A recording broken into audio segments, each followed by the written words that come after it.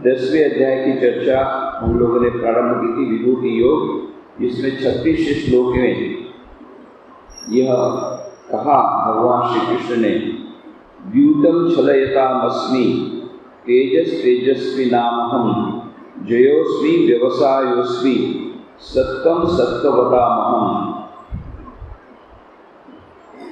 मैं धोखा देने वालों में अक्ष क्रीड़ा, रूप, छल, तेजस्वी में प्रभाव हूँ, मैं जय हूँ, अध्यवसाय भी हूँ, सात्विक युक्तियों में सत्वगुण हूँ। तो इसकी हमने चर्चा की थी कि हमें बड़ा आश्चर्य होता है कि अक्ष क्रीड़ा, द्यूतम, द्यूत अक्ष क्रीड़ा, उसको भी भगवान की विभूति हम कैसे मान सकते हैं? और यदि हम उसको विभूति मानते हैं तो फिर लोग यही कहेंगे तो फिर इसको करने में क्या हानि है, जब भगवान की विभूति है तो। यह हमारे सामने प्रश्न, तब हमने यही कहा था कि यहाँ पर हमारे जो वेदांत के मत के अनुसार डिकोटोमी नहीं है कि एक ईश्वर है और दूसरी ओर शैतान है। सब कुछ जो कुछ है केवल ईश्वर के अलावा और कुछ नहीं है। जो कुछ है सो तू ही है। तो यह जो हमें बाहर से दिखती है, कोई बदमाशी या कोई दुर्गुण या कुछ भी, यह उस दिव्यता का अभाव मात्र उस जगह पर है। और कोई भी वस्तु ऐसी नहीं है जो ईश्वर से आच्छादित न हो। पर उसका मतलब यह नहीं कि हम उसको अपना लें, क्योंकि प्रत्येक खाद्य पदार्थ में ईश्वरी है, अन्नम ब्रह्मेति। इसका मतलब जहर में भी ब्रह्म है, तो जहर खा लें? नहीं। तो भले ही उसमें भी ईश्वर हैं, और वो अन्नम ब्रह्मेति व्यजानात् जो कहा गया, वो उस परिप्रेक्ष्य में कहा गया कि सब कुछ एक परम चेतन तत्व से व्याप्त है।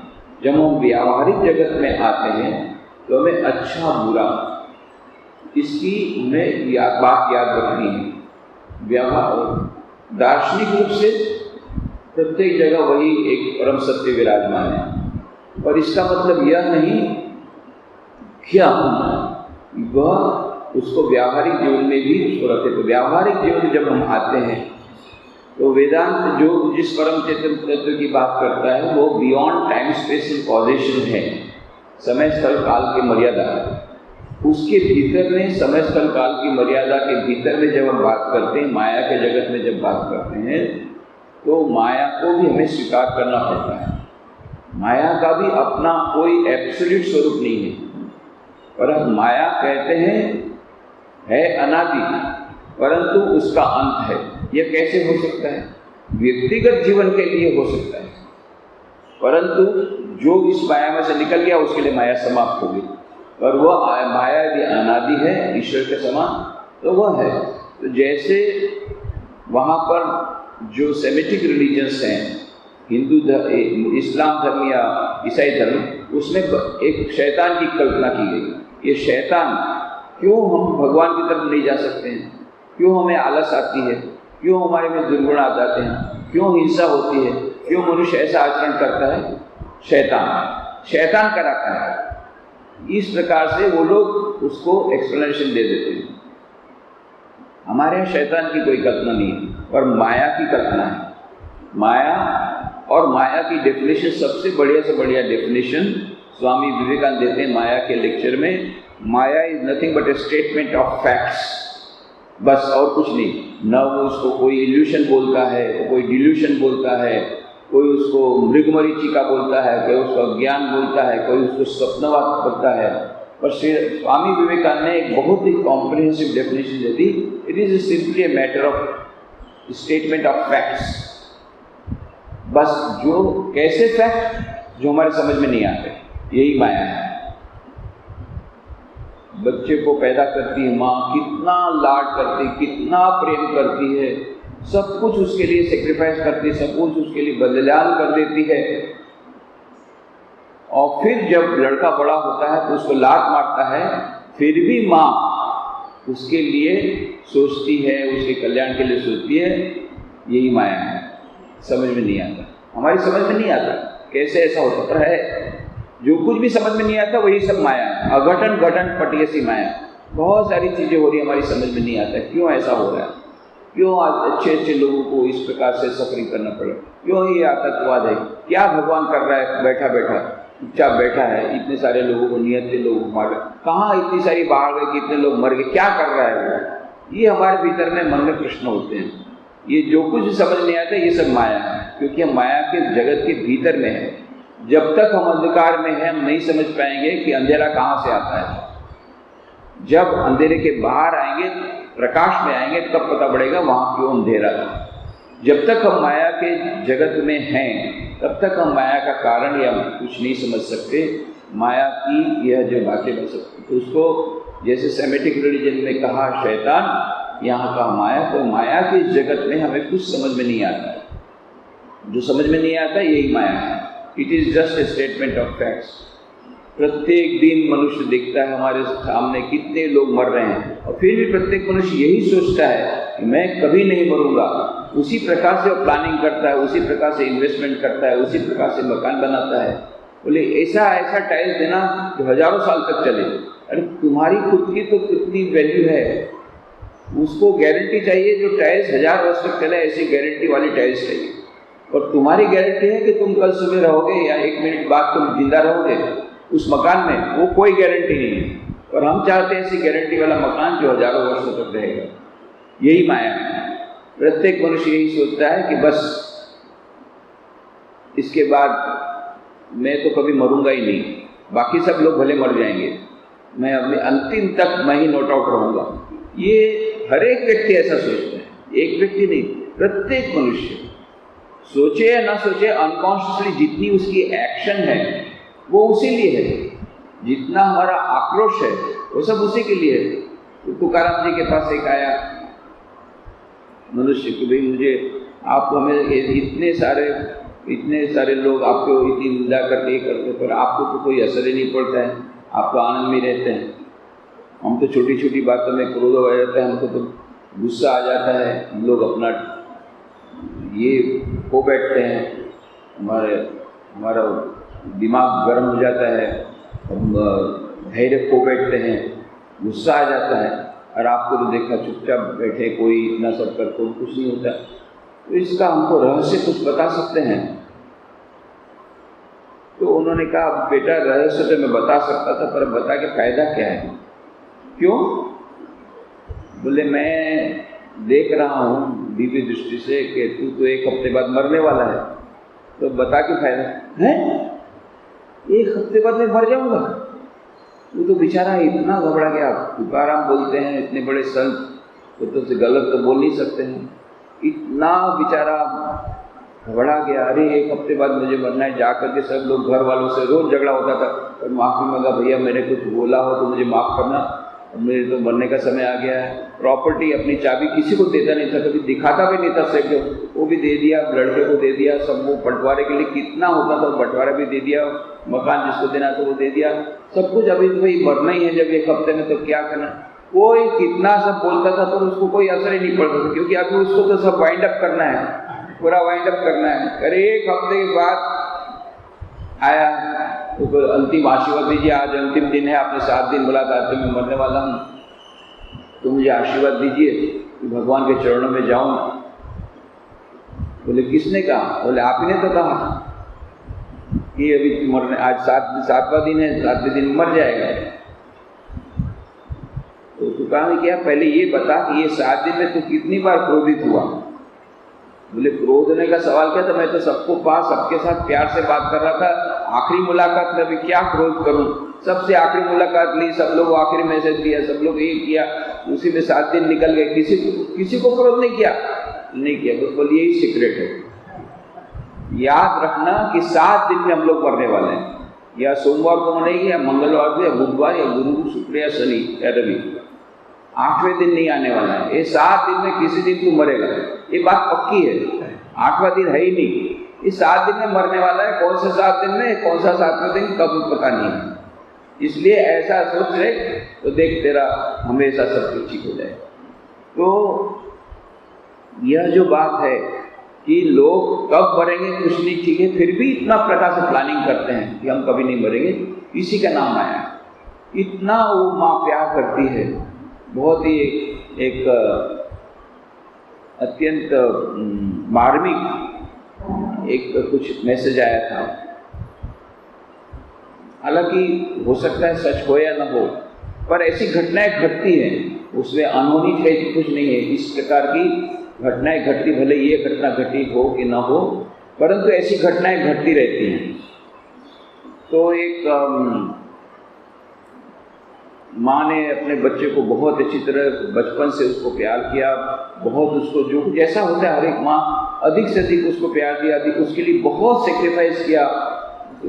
हस्बैंड मर गए थे तो खुद अपना नौकरी कर काम कर करके, बर्तन मांज के, कपड़ा धो करके, ये करके अच्छी से स्कूल में उसको पढ़ाया, पढ़ लिख करके वो बड़ा हुआ। फिर उसकी शादी हुई, फिर वो विदेश में उसको अच्छी नौकरी मिली और विदेश जाकर के लड़का बस माँ को भूल गया। वो माँ उसके हस्बैंड की जो पेंशन आती थी उसमें अपना गुजारा करती थी, खुद का मकान था उसमें रहती थी।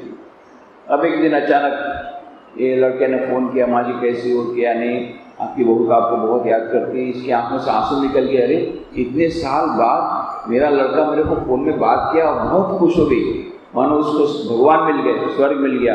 अभी तक कुछ पूछता ही नहीं था। बोले आपकी बहू भी आपको बहुत याद करती है, बोलते हैं कि आप माता जी भी यहाँ क्यों नहीं ले आते। सच तो बता रहा है? हाँ। बोले हाँ सच, हम लोग सोच रहे हैं कि आपको यहाँ पर ले आएंगे, तो मैं आपको आ रहा हूँ लेने के लिए, आप तैयार हो जाइए, सब कुछ अपना निपटा दीजिए। माँ बहुत खुश हो गई, चलो बेटे के साथ फिर से रहने को मिलेगा। इतने साल भले भूल गया था, अब फिर से वापस आया। उसके बाद तुरंत आकर के बेटा तो उसके साथ बात तो करता ही नहीं था, तुरंत सब कुछ, मकान बेचना है तो उसके साथ बातचीत किया, वो मकान बेचने का ये किया, बाकी सब फर्नीचर वगैरह बेचना किया। उसी में वाइंड अप में बोले जल्दी, हमारा तो मेरे को ज़्यादा छुट्टी मिलती नहीं है, जल्दी से जाना पड़ेगा। सब कुछ बेच बिचवा करके फिर गया, उसको सब कुछ बेच दिया, जो कुछ पैसा मिला करके ले गया एयरपोर्ट। अब एयरपोर्ट में माँ को बोला कि मैं आप यहाँ बैठिए, मैं थोड़ी देर में आता हूँ, पता लगा करके फ्लाइट डिले रहेगी नहीं। गया हो गया, आया ही नहीं। वो माँ बैठी, रात हो गई। अभी एयरपोर्ट का आपसे बोले कि क्या है तुम, क्यों यहाँ बैठी अकेली? नहीं मेरा लड़का गया है वो फ्लाइट का टाइम ढूंढने। कहाँ की फ्लाइट थी? अमेरिका की फ्लाइट थी। अरे वो तो दोपहर को चली गई। वो रोने लग गई कि मेरा सब कुछ गया, अब आधी रात को कौन रखेगा। आधी रात को गई अपने मकान तो बेच दिया था, पर मकान मालिक तो थोड़ी दया आ गई तो उसने एक कमरा दे दिया उसको। वो पेंशन में से कमरे का वो रेंट बताती थी, कैसे भी करके गुजारा करती थी। उसके बाद में और भी जब बूढ़ी हो गई, अपने खुद काम नहीं कर सकती है, तो मकान मालिक ने कहा कि तू एक काम करो, तुम अपने किसी संबंधी के यहाँ चले जाओ, क्योंकि यहाँ अकेली अब तक जब तक कि तुम्हारा काम चलता था तब तक ठीक है, पर अभी तुम कैसे ये कर सकोगी, तो तुम किसी रिलेटिव के यहाँ चले जाओ, तो वो लोग तुमको ये देखेंगे। जो भी कोई भी शहर में, दूसरा कोई शहर में तुम्हारे रिलेटिव, वहाँ चले जाओ तो वो लोग तुम्हारी सेवा कर सकेंगे, क्योंकि यहाँ अकेले तो तुम कर नहीं पा रहे हो। तो माँ ने क्या कहा, इतना वो मार्मिक उत्तर। हाँ मैं भी सोच रही थी जाऊँ, पर यदि मेरा बेटा आएगा तो उसको खाना कौन खिलाएगा? इतना उसने धोखा दिया है, पर फिर भी वो लड़के के बारे में सोच रही कि लड़का यदि आएगा तो उसको खाना कौन खिलाएगा। ये है माँ की ममता। माँ इस प्रकार से प्रेम करते जा रही है, बेटा उसको लात भी मार रहा है, पर माँ की ममता टूट नहीं रही, इसी का नाम आया। तो ये स्वामी विवेकानंद ने वो स्टेटमेंट ऑफ फैक्ट्स का कि हमारे समझ में नहीं आता, ये सब हमारी समझ के परे की बातें हैं कि एंड दिस इज माया। तो ये अघटन घटन पटियसी माया, समझ में ना आए उसी का नाम आया है। इस स्टेटमेंट ऑफ फैक्ट्स। तो ये माया के जगत में सब कुछ इस प्रकार से होता रहता है। तो इसलिए यहाँ पर यही कहा गया था कि यह जो कुछ है वो माया से आवृत है। तो माया के जगत में जब हम रहते हैं तब हमें व्यावहारिक काम करना पड़ेगा। व्यवहार में जो कुछ है वही करना पड़ेगा। वहां अपनी इच्छा कैसा चलने से नहीं होगा। श्री रामकृष्ण देव वहां दक्षिणेश में रहते थे। एक वेदांती साधु आया था, काठ वेदांती जिसको बोलते हैं, कि ब्रह्म की जगत 3 काल में नहीं है। जो काठ वेदांती हैं वो मानते हैं कि ब्रह्म सत्य जगत मिथ्या, तो जगत 3 काल में मिथ्या है। तो वो जो साधु था वो बहुत सारी खराब बातें करता था, अनैतिक बातें करता था, अनैतिक काम करता था। तब श्री रामकृष्ण ने कहा, अरे तू साधु होकर के ऐसा सब काम करता है, शर्म नहीं आती? तो साधु ने क्या किया, अरे ये सब जो किया वो सब तो मिथ्या है। जब दुनिया 3 काल में मिथ्या है तो मेरा काम भी मिथ्या है। श्री रामकृष्ण इतने गर्म हो गए तो उन्होंने कहा, तेरे ऐसी वेदांत के ज्ञान पर मैं थूकता हूँ, मेरे को ऐसा वेदांत का ज्ञान नहीं चाहिए। ये वेदांत का ज्ञान है। वेदांत का ज्ञान यदि तुमको अनैतिक कार्य करने के लिए प्रेरणा देता है तो उस वेदांत के ज्ञान को मैं थूकता हूँ। तो वेदांत ऐसा नहीं कहता। वेदांत कहता है ब्रह्म सत्य जगत मिथ्या। ये दार्शनिक रूप से ठीक है, ये दर्शन है और ये सच दर्शन है। और जब हम व्यावहारिक जगत में रहते हैं, माया के जगत में रहते हैं, तब हमें इस प्रकार से यह सोचना पड़ेगा, हमें यह करना पड़ेगा, जो कुछ व्यावहारिक है उसी को ग्रहण करना पड़ेगा, जो अच्छा है उसे ग्रहण करना पड़ेगा। तो द्यूतम छलयतामस्मि, तो यह जो अक्ष क्रीड़ा है वह भी, उसमें भी भगवान की विभूति है। इसका मतलब यह नहीं कि हम अक्ष क्रीड़ा शुरू कर दें, जुआ खेलना शुरू कर दें। ये हमें याद रखना पड़ेगा। क्यों? अभी यहाँ पर यह पारायण नहीं हो रहा है कि कौन सा अच्छा करना चाहिए, कौन सा नहीं करना चाहिए। यदि ये कहा जाता कि ये करना चाहिए, जीवन में ये नहीं करना चाहिए, उसमें यदि वो कहा जाता कि हाँ जुआ खेलना बहुत अच्छा है, उसको करना चाहिए, तो ठीक अलग बात है। हमको रेफरेंस टू कॉन्टेक्स्ट देखना पड़ेगा। यहाँ पर द्यूतम छलयतामस्मि, वो कहने का मतलब है सभी जगह वही विराजमान है, वही परम ब्रह्म परम सत्य, वही एक परम सत्ता विराजमान है। इसका मतलब यह नहीं है कि हम वो जुआ खेलना शुरू कर दें। उस सत्ता को हम स्वीकार करते हैं और हमारे लिए वह ग्राह्य नहीं है। जिस प्रकार से अन्नम ब्रह्मेति व्यजानात्, प्रत्येक अन्न में वही विराजमान। इसका मतलब ये नहीं कि जहर में भी तो अन्न है, उसको हम ले लें और मर जाएं, ये कहने का मतलब। तो हम लोग सुविधावादी हैं, तो हम लोग अपनी सुविधा के अनुसार हम लोग समझौता कर लेते हैं और अपने स्क्रिप्चर का, जिसको बोलते हैं टेक्स्ट टॉर्चरिंग, टेक्स्ट टॉर्चरिंग मतलब अपने हिसाब से किताब को हम लोग समझते हैं, अपनी कन्वीनियंस के अनुसार, हमारी खुद की जो सुविधा हो उसके अनुसार हम अर्थ को समझने का प्रयत्न करते हैं। परंतु सचमुच में इसका अर्थ यह नहीं कि हम जुआ खेलना शुरू करें।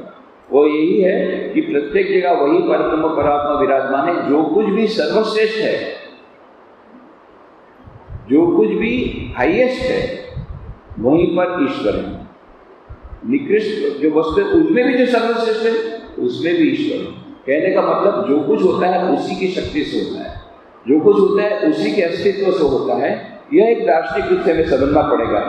तेजस तेजस्वी नावहम, तेजस्वी नाम तेज, तेजस्वी में मैं तेजस्वी का तेज नहीं हूँ, मैं ही जय हूँ, मैं भी अध्यवसाय हूँ। और सात्विक प्रवृत्तियों में जो सत्वगुण है वह भी मैं हूँ। तो इसलिए हमें इसको इस प्रकार से समझना होगा। स्वामी विवेकानंद कहते हैं, पुत्र के लिए माता प्राण देती है, डाकू लूट लेता है, उसके भीतर भी प्रेम की प्रेरणा है। रोग शोक दरिद्रता यातना धर्म अधर्म शुभ अशुभ फल सभी भावों से उन्हीं ईश्वर की उपासना होती है। श्री भगवान प्रेम स्वरूप है, उन्हीं की प्रेरणा से सब कुछ होता है। सारे रूपों गुणों में वही हैं, उनके सिवाय कुछ और है ही नहीं। यही यथार्थ ब्रह्म दृष्टि है। तो ब्रह्म दृष्टि के अनुसार ब्रह्म सत्य जगत मिथ्या, सर्वम खलु इदम ब्रह्म, प्रत्येक जगह वही ब्रह्म विराजमान है। ईशावास्यमिदं सर्वम यत्किंच जगत्याम जगत, सार जो कुछ भी विश्व में सब कुछ उसी ब्रह्म से व्याप्त है, ओतप्रोत है, प्रत्येक जगह वही ब्रह्म है। यह एक दार्शनिक उसका कहना है। पर उसका कहना ये, उसका मतलब ये नहीं होता है कि वो उसको हमको हमारे लिए वो ग्रहण करने योग्य हो। तो इस प्रकार से हमें उसको अच्छी यह समझना पड़ेगा कि प्रत्येक जगह वो ईश्वर विराजमान है, जहाँ कुछ भी कोई भी विभूति है उसमें वही है। तो इसकी अगली चर्चा अगले रविवार को करने का प्रयत्न करेंगे। आज ही इसका ओम शांति शांति शांति। हरि ओम तत्सत्। श्री राम कृष्णार्पणमस्तु। वैसे तो हमने सोचा था आज क्लास होगी नहीं, सुबह जब बरसात शुरू हो गई तब लोगों ने कहा कि आज तो बरसात हो गई तो कैसे होगी क्लास। हमने सोचा अच्छा है, चलो हमको भी छुट्टी मिलेगी। परंतु फिर आज पता लगा तो स्वामी रामकृष्णानंद महाराज का जन्मदिन है, शशि महाराज का जन्मदिन है। तो शशि महाराज की बात याद आई। वो मद्रास में रहते थे, चेन्नई में। इतना कष्ट करके उन्होंने रामकृष्ण विवेकानंद भावधारा, वेदांती भावधारा को वहाँ पर प्रतिष्ठित किया चेन्नई में। छोटा सा आश्रम था, बहुत कष्ट करके वहाँ रहे। कभी खाने को नहीं मिलता था, कभी 2-3 दिन तक खाने को नहीं मिलता था। बहुत ही खराब स्थिति में भी उन्होंने वह सब सहन किया। यहाँ तक कि एक बार तो कुछ भी खाने को जब नहीं था तो श्री रामकृष्ण देव ने शशि महाराज ने रामकृष्ण देव के साथ लड़ाई शुरू की। तुम ये समझते हो कि मैं छोड़ने वाला हूँ? मैं छोड़ने वाला नहीं हूँ। मैं तुमको रेती का प्रसाद दूंगा, रेती का भोग चढ़ाऊंगा और रेती का प्रसाद पाऊंगा, पर मैं हार नहीं मानने वाला। इस प्रकार से झगड़ा हो रहा है। तभी कोई आदमी आया, सब कुछ लेकर के, घी और सामान, दाल चावल सब कुछ, पूरी सामग्री। तब रामकृष्णानंद महाराज रामकृष्ण देव को बोलते हैं, नहीं मेरे को माफ करो कि मैं अपना धैर्य को भूला। सब कुछ आया, बहुत बढ़िया उन्होंने भोग लगाया और इस प्रकार से तैयार किया। ये उनकी बहुत ही एक निष्ठा, उनकी भक्ति इतनी अधिक थी कि स्वामी विवेकानंद ने उनको स्वामी रामकृष्णानंद नाम दिया। पहले वो खुद लेना चाहते थे, रामकृष्णानंद स्वामी विवेकानंद खुद लेना चाहते थे, पर जब शशि महाराज की भक्ति देखी, श्री रामकृष्ण के प्रति अद्भुत भक्ति, तो उन्होंने वो नाम उनको दे दिया, स्वामी रामकृष्णानंद। ये रामकृष्ण देव में ओत प्रोत है। उनकी ऐसी निष्ठा थी। वहाँ मैलापुर में जो छोटा सा मठ है, उस समय छोटा सा था, तो ये वहाँ रहते थे।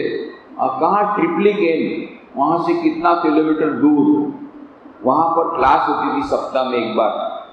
अब सप्ताह में क्लास थी तो क्या करेंगे। और ऐसा नहीं कि आजकल हम गाड़ी घोड़ा तो उस समय था ही नहीं, तो घोड़ा गाड़ी थी केवल। तो घोड़ा गाड़ी में शेयर की घोड़ा गाड़ी मिलती थी, उसके लिए पैदल उनको बहुत दूर तक जाना पड़ता था। फिर शेयर की घोड़ा गाड़ी में 4 आने में कुछ देर तक वो ले जाता था, फिर वहाँ से फिर पैदल होकर के फिर वो जाते थे। इस प्रकार से वो साप्ताहिक प्रवचन देने के लिए जाते थे। तो ऐसा पोटली वोटली लेकर के वो एक ब्रह्मचारी के साथ में लेकर के निकले और उसके बाद में वहाँ जाकर के बैठे। वहाँ जाकर के देखा एक भी श्रोता नहीं, एक भी नहीं, जीरो श्रोता, कोई भी नहीं आया। पर उनका तो समय के अनुसार उन्होंने खोला और उनका जो कुछ भी प्रवचन देना था प्रवचन किया और उसके बाद वापस आए। तो उनको पूछा गया, महाराज आप किसको प्रवचन दे रहे थे? एक भी आदमी नहीं था और पूरा 1 घंटा प्रवचन दिया। बोले मैं थोड़ी लोगों के लिए देता हूँ, मेरे को तो भगवान ने यहाँ रखा है, वो कार्य दिया है, मैं तो सेवा करता हूँ। मैंने भगवान को सुना दिया, मेरा काम पूरा हो गया, मैंने अपना कर्तव्य पूरा किया। ये जब याद आया तो मैं सोचा नहीं भाई छुट्टी तो नहीं मिलेगी आज, एक भी नहीं आएंगे तो ऐसे ही करके देंगे, तो भी इतने सारे लोग आ गए। पर हमने यही सोचा था नहीं भी आएंगे एक भी तो आज शशि महाराज का एक्सपेरिमेंट करेंगे। फिर से वो स्टोरी फुल होगी कि हाँ एक भी नहीं था फिर भी गीता का हमारा पाठ हुआ। ये एक बार एक रिकॉर्ड करके देंगे, पर आप लोग आकर के रिकॉर्ड खत्म कर दिए। तो आज शाम को तो स्वामी रामकृष्णानंद महाराज की जन्मतिथि के बारे में कुछ बातें होगी वहाँ पर मंदिर में। तो मैं तो नहीं रहूँगा, मुझे जाना पड़ेगा। कल ही बम्बई से आया, फिर आज बम्बई जाना पड़ेगा। केवल इस गीता के प्रवचन में आया वापस कल शाम को बम्बई से, फिर अभी बम्बई जाऊँगा दोपहर को। ये खास इसलिए आया था, इसलिए मैं सोचा अब तो करना ही पड़ेगा जब इसके लिए खास आया। तो शाम को रामकृष्ण महाराज की जन्मतिथि के अवसर पर यह होगा और अगले रविवार को हम लोग ये गीता के इस चर्चा को जारी रखें।